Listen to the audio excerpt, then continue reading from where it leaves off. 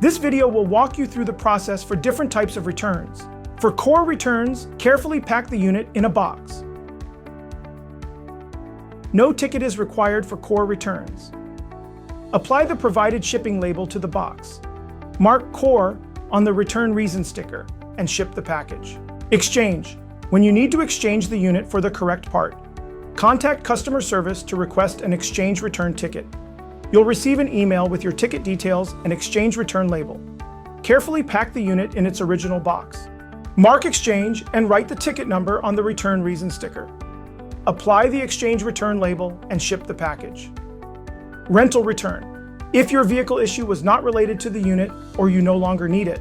For rental fees, scan the QR code on page 9 of your user guide or visit our website. Contact customer service to request a rental return ticket. You'll receive an email confirmation with ticket details and a rental return label. Carefully pack the unit in its original box. Mark rental and write the ticket number on the return reason sticker. Apply the rental return label and ship the package. Warranty return. If you're experiencing issues after installation, refer to the troubleshooting checklist on page 4 of your user manual or visit our website. If problems persist, contact customer service for a warranty return ticket. You'll receive an email with ticket information and a warranty return label. Carefully pack the unit in its original box.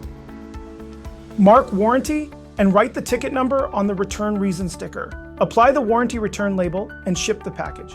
Remember, returns without the proper ticket in our system will not be processed. We hope this video made your return just a little bit easier.